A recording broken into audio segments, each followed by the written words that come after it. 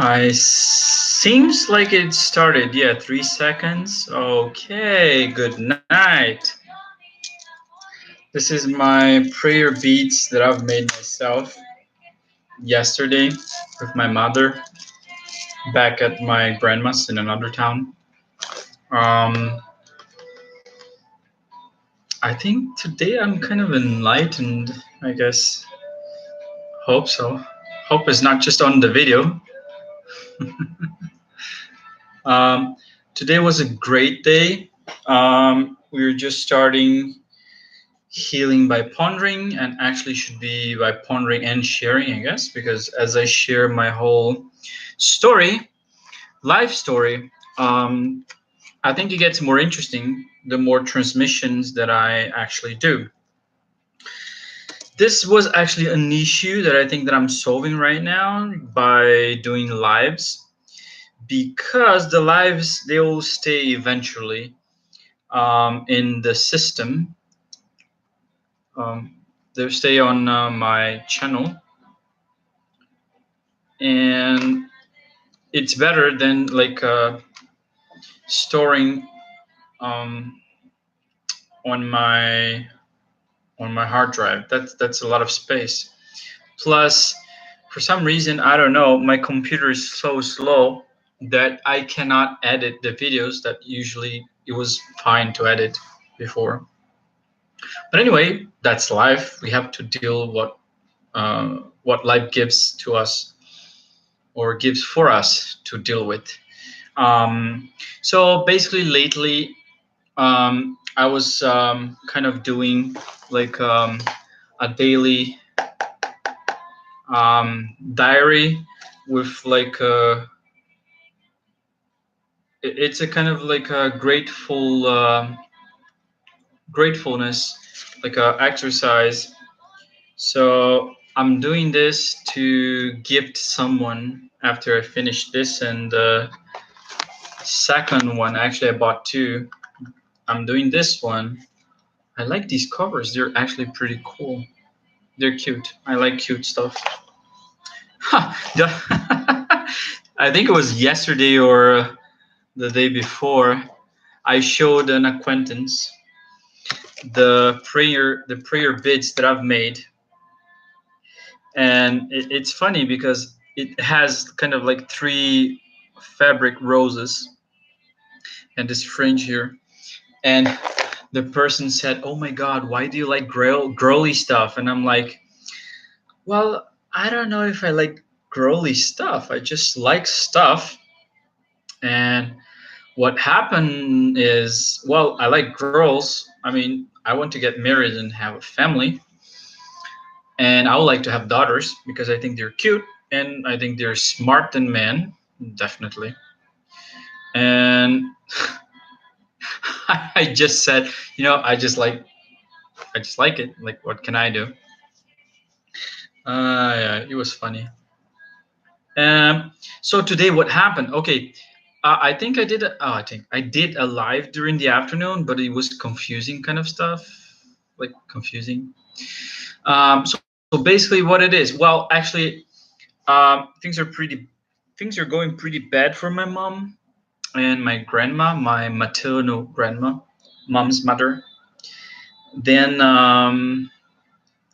that's the issue. Oh my God, someone sent me. Oh, not a message. It's just okay.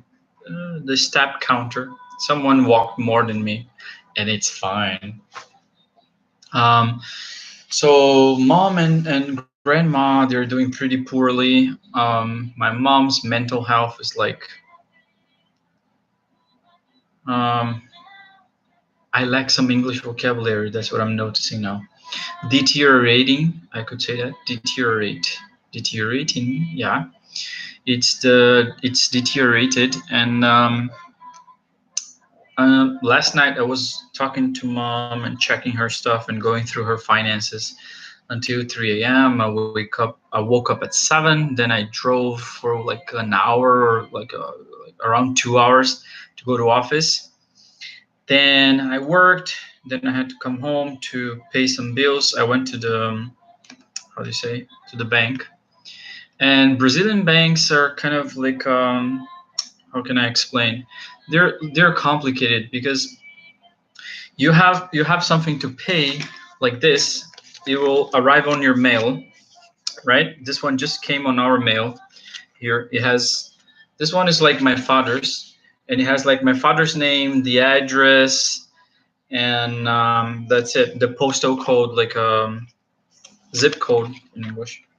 Then what happens is they have like all this like detailed stuff, and in the end they have this like a barcode kind of stuff. um, you could pay in the cashier, on the cashier. You could pay on the ATM.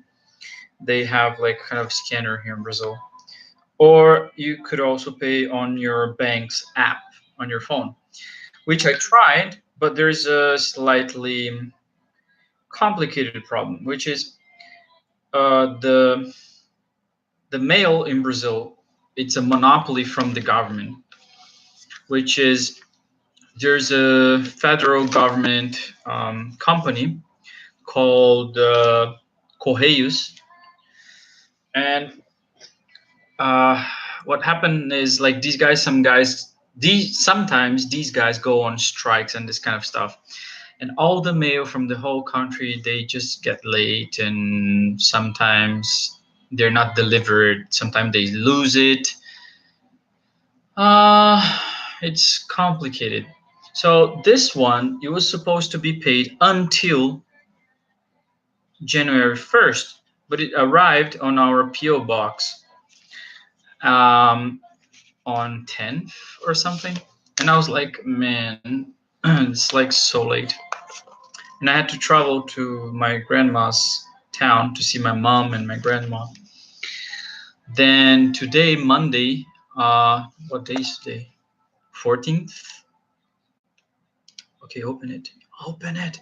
Okay, yeah, 14th of January. Then I was like, okay, let's pay today because weekends banks don't open in Brazil. Not like China. China they would open, and it's very convenient, especially because China. I mean, the system is like completely different and it's very efficient. This is something that we could learn from China.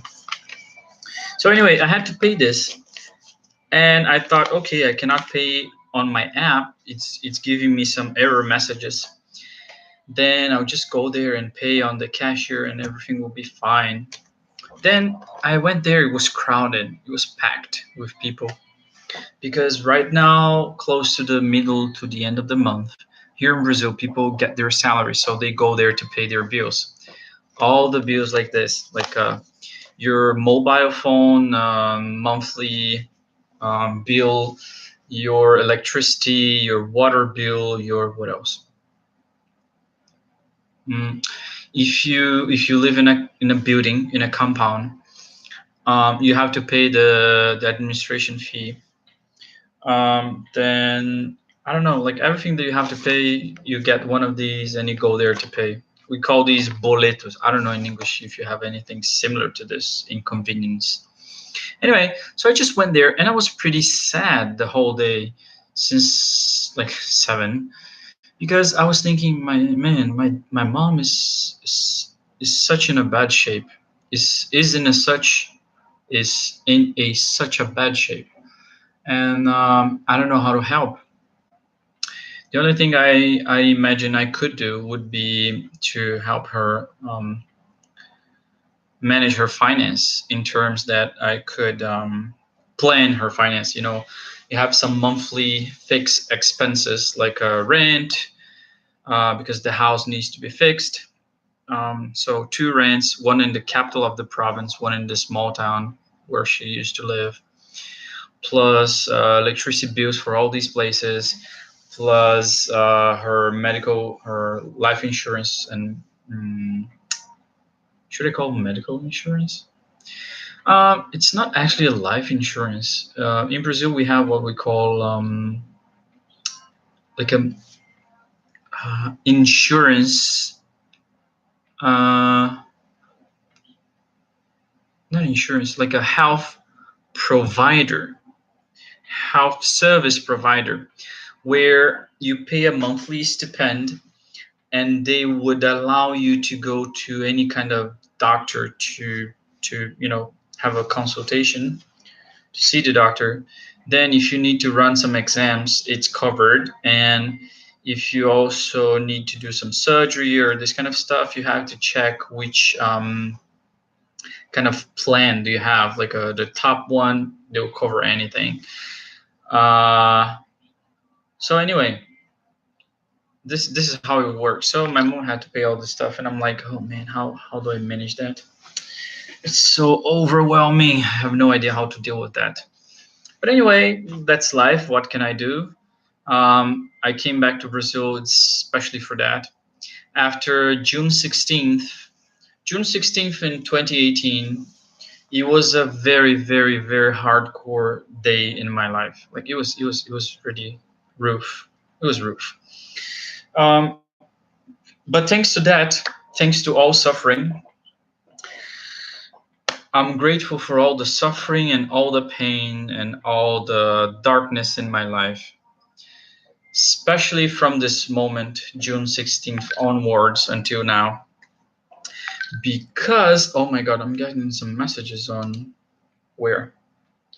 Oh, okay, that's dad, that's a friend from Hoffman Process. Actually, it's my partner. This guy is amazing. His name is Claudio, and we kind of talk to each other daily about our problems, about our challenges, like a spiritual, emotional, intellectual, because we went to this Hoffman process in January of 2018 together. And it's funny because during the process, Hoffman process, if you don't know, you should Google it. It's life-changing experience. It took me an year. Right now, today, it's exactly 1 year that we finished the process. Today is like exactly 1 year, and I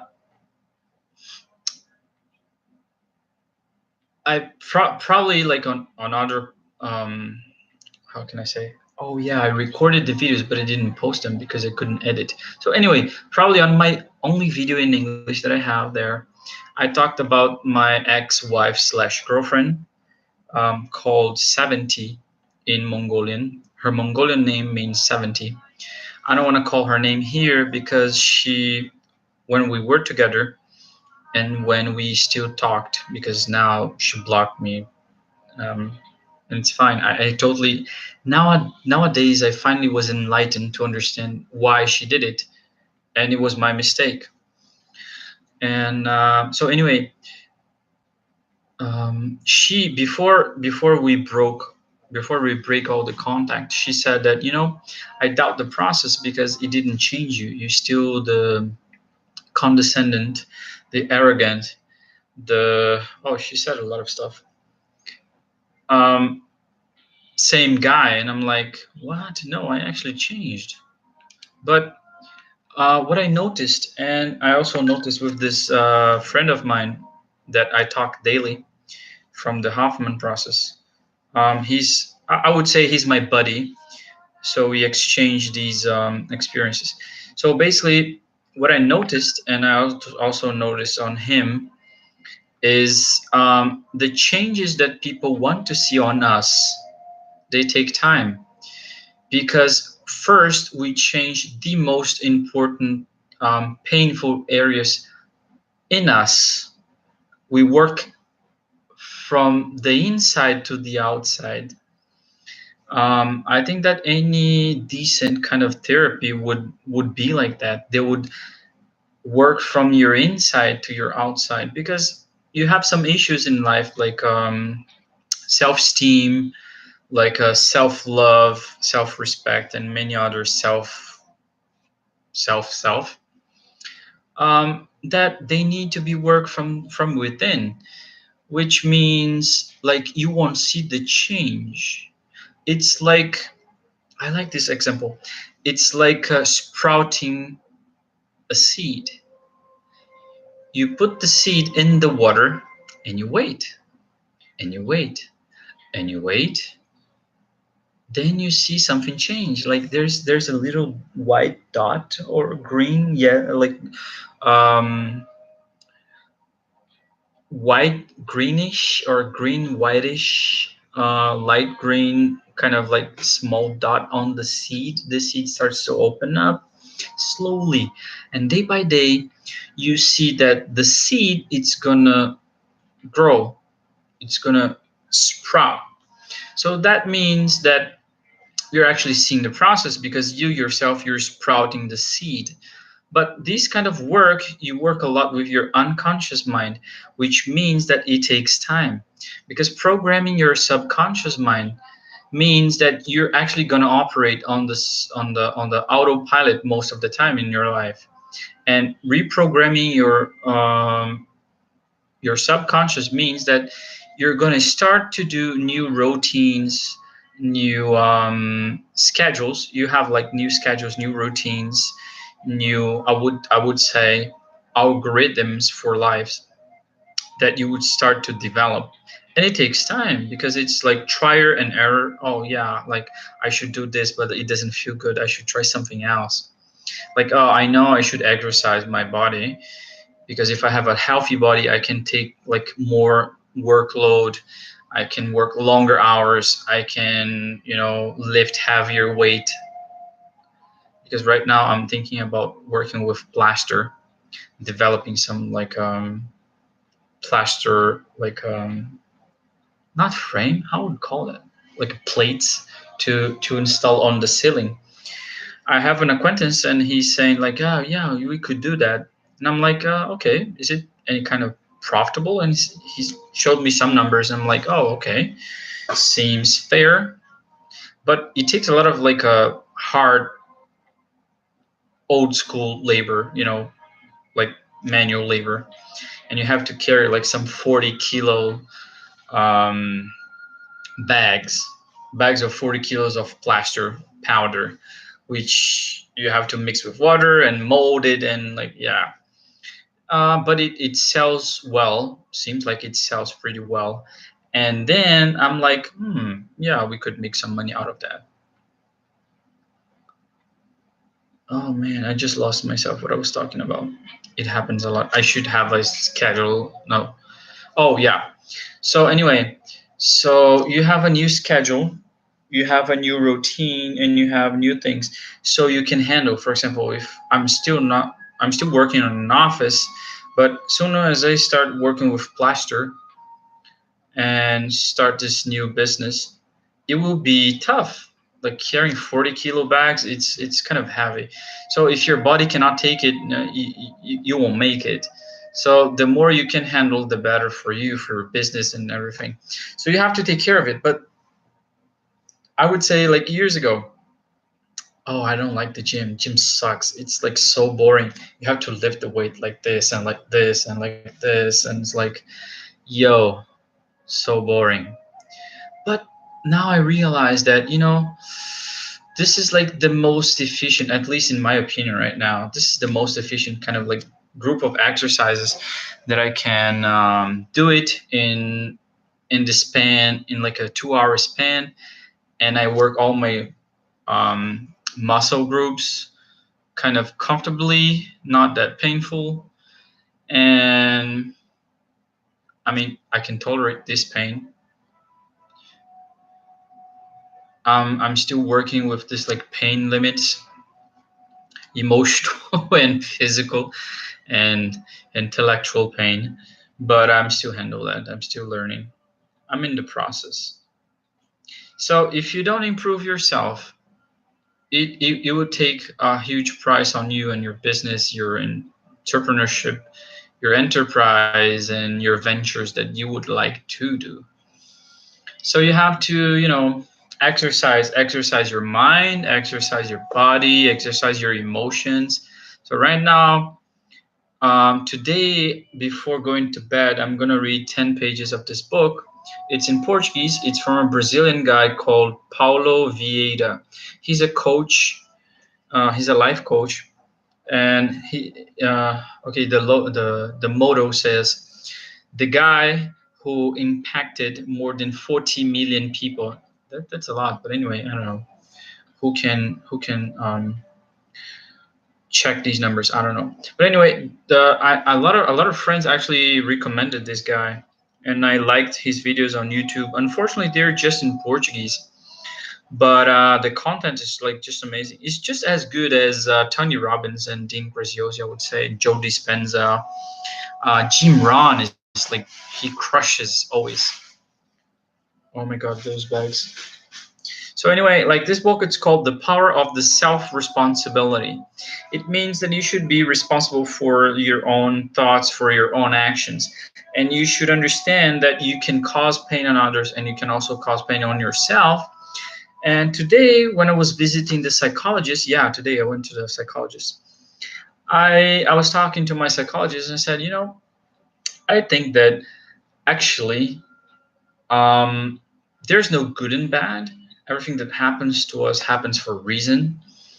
So we usually, culturally, I would say culturally, on a global scale, I don't know many cultures, but I would say I lived in China for almost 3 years. So I could say there's like good and bad in China. The concept, um, there is this concept of good and bad for Christian. They say Judeo-Christian like culture. Man, I'm sorry. If you don't know Judaism, like if you don't know the Torah, and you say that, and you try to say that the same concept of good and evil from the Christians is in the Jewish culture, I would say you're you should you should review your concepts. Like there's a good, excellent rabbi now in Brazil. He's doing a great work to find out what happened to those families that were persecuted by the Catholic Church Inquisition like 100, 200, 300, 400 years ago. My family was one of those. And actually, from both sides, mom and dad. That's funny. No wonder I have such a big nose, I guess. Anyway, so if you read the Torah, or the Chumash, which is the Chumash is the version that you have at home, the Torah or Sefer Torah, like the Torah rolls, they those you see in the synagogue or snoga. So Chumash is this one, and it's the version you have at home. This one is in Portuguese and Hebrew. And I would say you should buy one of these and get to understand that Jewish knowledge is completely different. And this rabbi in Sao Paulo, he is just crushing it. I mean, he's just giving the real and true and the root, let's say, grassroots movement from Jewish knowledge. So anyway, this concept of evil, there is like evil in many cultures. So it's hard to get to unplug yourself from this knowledge and understand that whatever happens to you, first of all, there's a great chance it's because you did something, you made a choice, or not. It's just something by accident. But the great question is, if you didn't do, if you didn't provoke, you didn't cause it, what's your attitude, what's your response to that? That's what life is expecting from you. There's no good and bad. Once you understand that, life changes completely, and there's no good and bad. You should accept things that happen to you, even the bad things. Just accept it, embrace it, embrace the bad things that happen to you. You know why? Because as we say here in Brazil, what doesn't kill you just make you stronger. That's in English. In Brazil, we actually say what doesn't kill you just make you fat, even more fat. So it's just like, it won't kill you to accept the pain. And once you accept the pain and you're grateful for the pain happening to you. Oh, I think this is better. Like, I'm so enlightened that it's actually disturbing the video. So once you accept the pain and you embrace it, and you're thankful, you're grateful for it happening to you. It's not why happened to me, why she did it to me, why he did it to me. No, just ask, why not with me? Yeah, I want it to happen with me. You know what? Just, I'll face it. I can do it. Because if you run away from a challenge, don't worry. It's like a sphinx in Egypt. Decipher me or I devour you. If you don't finish the challenge that life proposes to you, you're damned. Because it's gonna chase you until you finish your homework, man. Oh, yo. Some people, I totally understand. My mom is one of them. And I can see from not her perspective, of course, I'm not her, but like as a son and someone close to her, that once you don't face your challenges, once you don't want to accept the pain and you don't want to accept that things happen to you and you have to move on regardless of what happened to you, um, you get stuck in life. And if you keep doing that, your mind will react, your mind will shut down, but your body not. So things get kind conflicting, I would say. That's how mommy is. So just accept the pain, embrace it, be thankful, because all the pain that you had, all the things that happened to you, the good and the bad ones, especially the bad ones, they just made you grow as a person. They just made you stronger, which means that the moment that you're living right now, the person that you are, because every day we're a different person. Every day we're a new version of ourselves. If it's good or bad, or let's say if it's like more like the old one or closer to a improved version, it's up to you. Like everything in life is up to you. You want to be happy, it's up to you. You want to be a loving person, you want to feel experience love, sorry to tell you, you're not going to find on someone else. You're going to find on yourself.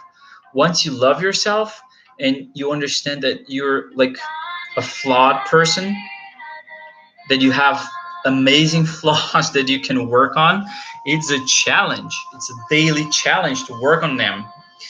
And it's a daily challenge to be productive. It's a daily challenge to wake up early. It's a daily challenge to go to the gym at 6 and then go to work and then come back home and study. And it's a challenge. That's life. It's a challenge to, like, I just went to the gym now in the evening because I woke up in my grandma's town. I just drove here, went to work, went to the bank, went to the psychologist, went to the gym. Now I'm here. I still want to study some stuff. And I'm recording this video because I think that I feel the need to just record and record the message that I have. Maybe not to anyone. If there's someone watching, great. If there's no one watching, great. But especially for myself and for 70. I don't know. Maybe one day she'll see, maybe not, and I don't care. Like if she sees, excellent. If she doesn't, that's great too. Because I can see, and I can see as a kind of how can I say, as a kind of a diary that I would record how I am feeling, how I'm being, how like this kind of stuff like every day. Oh, by the way, my psychologist gave me a really good exercise. It's like a spreadsheet. So I have a few columns. So I have like date, I have hour, and I have like what I'm feeling, what's the feeling, what is the thought, and what is the note, like the grade 1 to 10 of what I'm feeling.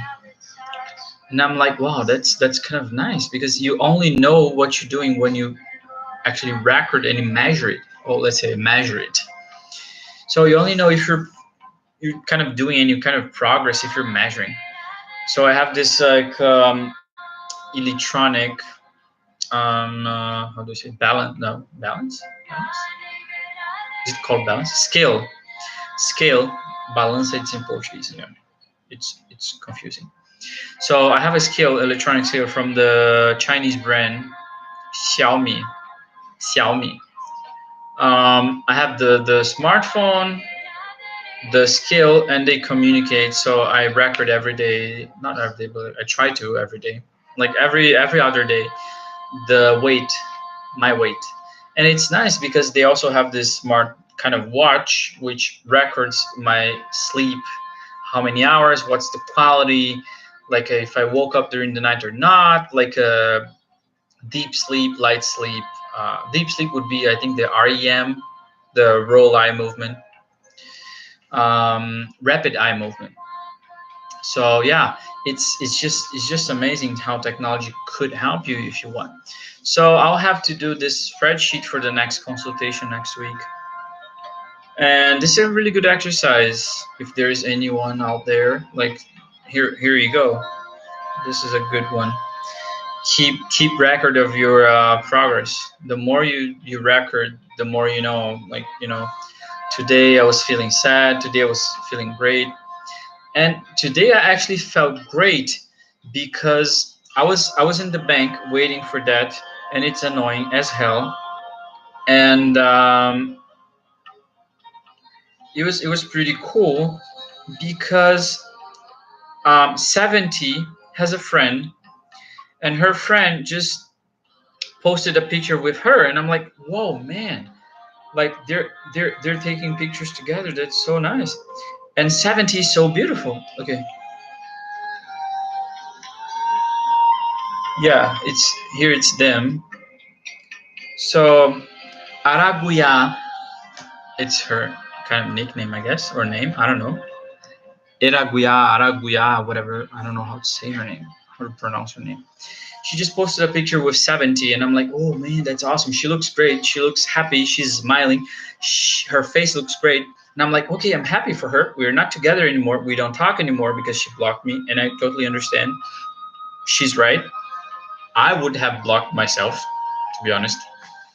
But I feel happy for this person. Like it's just like loving another human being, regardless if it's my ex-wife or whatever, like a friend. Like I think once you reach a level where you just want to feel love, um, you just want to feel love. It doesn't matter for who, but especially for yourself, you should love yourself. Then everything will be fine. And the journey for love, I would say, would be acceptance, gratefulness, and learning. That these are my three pillars, I would say. My tripod where I take my pictures, I would say. My emotional pictures, which are these recordings and this kind of stuff. My posts on Instagram and kind of stuff. The I think that's it for today. So high and low, just to finish the video, highs and lows.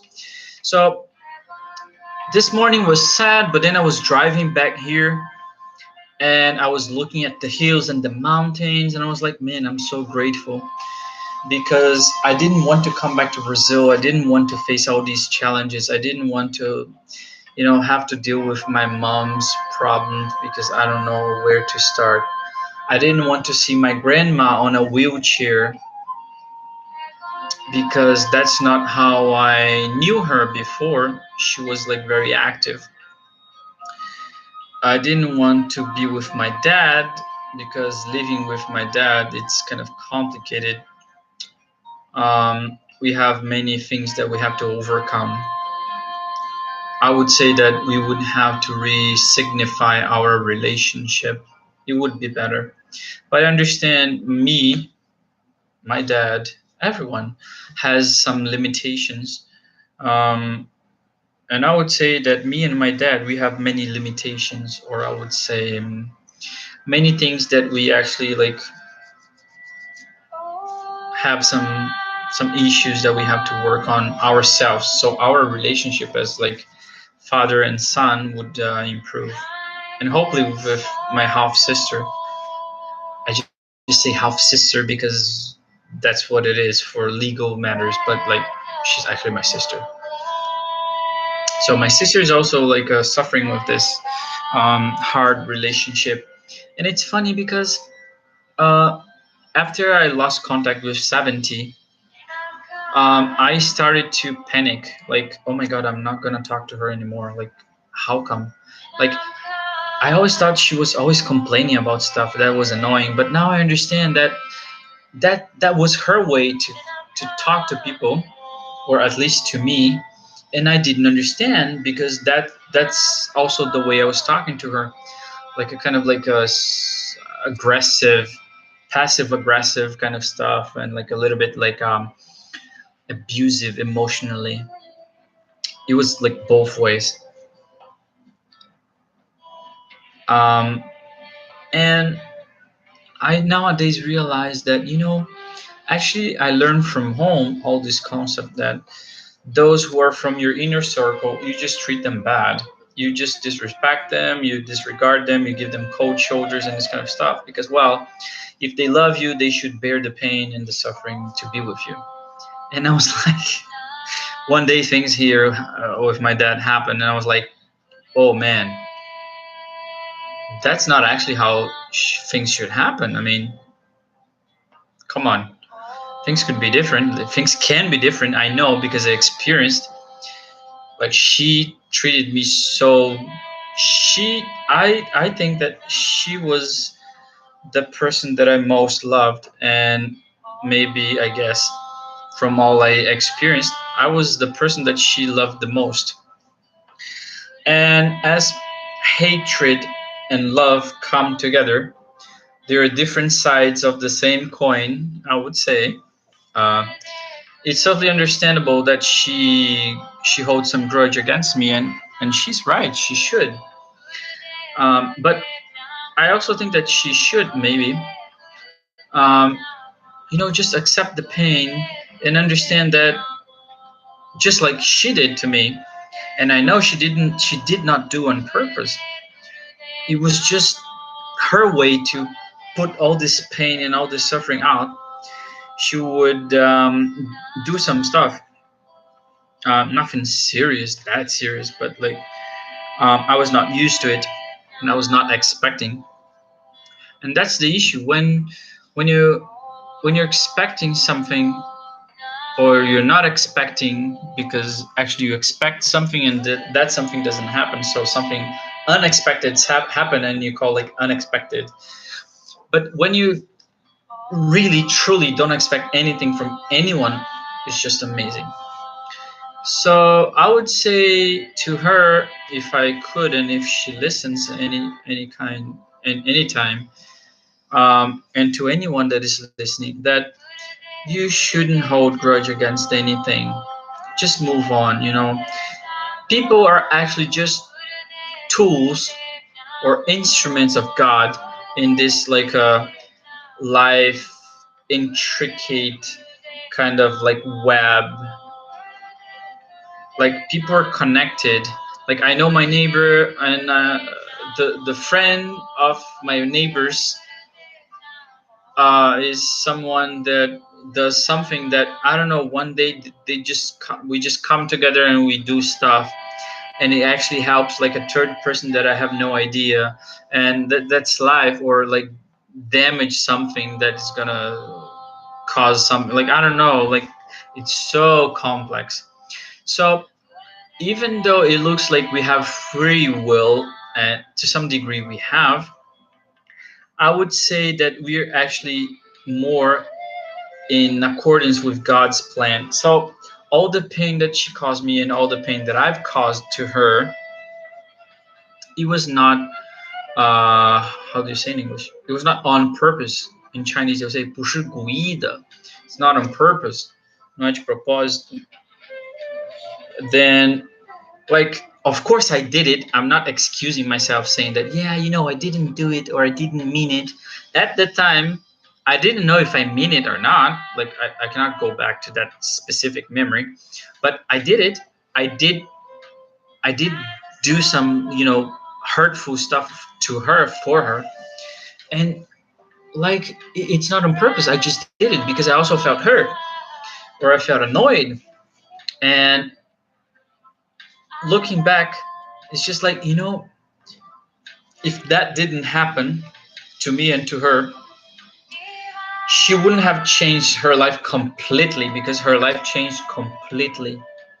She just became a whole new person. As far as the last time we talked, she's a brand new person. And me, myself, now, after more than 6 months, we stopped talking, and like 1.5 or 7 or 8 months after we broke up. And 1 year after I did the Hoffman process, my life is changing completely slowly. I'm just becoming a new person. I want new things. I want new perspectives. I want to see new things. I want to believe new things. I want to have different habits. And one of them is like love.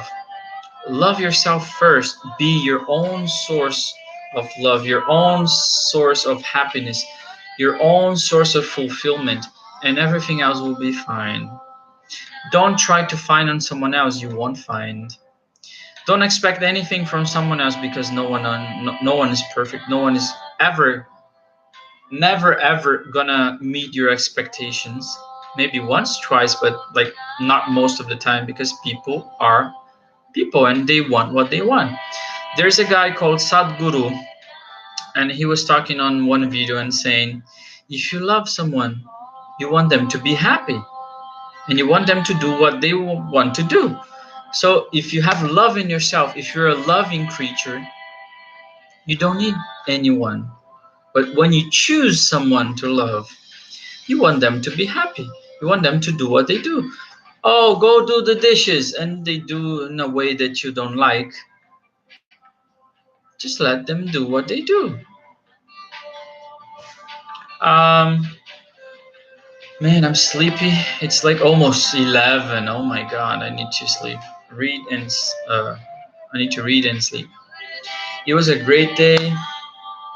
My highs and my lows. I started the day very, very low, like down, feeling sad. Then I was driving, I saw the mountains and the hills, and I was like, life is just amazing. And life, once you open up to life, life can be amazing to you. And it felt like life was caressing me, my beard, my hair, my shoulder, tapping my shoulder and saying, don't be sad, everything will be fine. And I was looking the hills and the mountains. I was like, oh my God, why I didn't want to come to Brazil? It's so beautiful. I love this region of São Paulo, Rio, and Minas. These three provinces, they come together in a point, and around this area, it's like full of mountains and hills, and it's so beautiful. And then I was like in the bank, and then I saw 70 and saw that she was looking great. She was happy, smiling, and I was like, I don't need to talk to her anymore, as long as I know that she's great, she's happy, and she's living her life to the fullest. I'm happy for her, and if she finds another guy, I wish you guys happiness, all the happiness in this universe, all the fulfillment, all the joy, all the light, all the enlightenment, all the peace, all the understanding, all the, how can I say that in English? All the perfect match and understanding that people are different, and we have to deal with that. It's like a crisis management for the good. Um, and I'm so grateful to be alive. I'm so grateful to have the chance to put myself out there. Whoever sees, good for them. If it doesn't serve you, okay. If it serves you, I'm grateful that I helped. And if 70 watches, thank you. I want to thank you for watching. We never know. Like Ulay and Marina Abramovic, they met like so many years later, and it was beautiful. You should see that, Ulay and Marina Abramovic in the museum. It's just amazing. It's like beautiful, beautiful. And that's it. That's life. I'm grateful for being alive. I'm grateful for everything that happened to me, the good and the bad. And that's it. I'm gonna leave this transmission with this guy. This guy, Genghis Khan, it's my daily motivation to crush it every day. In the best meaning, like to just do it. And like 70 and me, I keep it here just to remember that one day I was happy. I was really happy, and that's great. And it's over. It's over, and it's okay. I just use her and our memory and everything as a spiritual guide to improve myself. It was thanks to her. It was thanks to her coming into my life. It was thanking to our interactions, the good and the bad ones, and the pain that I caused to her and the pain that she caused on me, and the regrets that I have that I changed, and I'm still changing, and I want to change more and consolidate this change into a new me. So her memory for me, it's a spiritual guide. The pain is a spiritual guide, and I have the mission, the daily mission to crush it. Everything that shows up in front of me, just crush it. So thank you. Eh? Okay. Oh.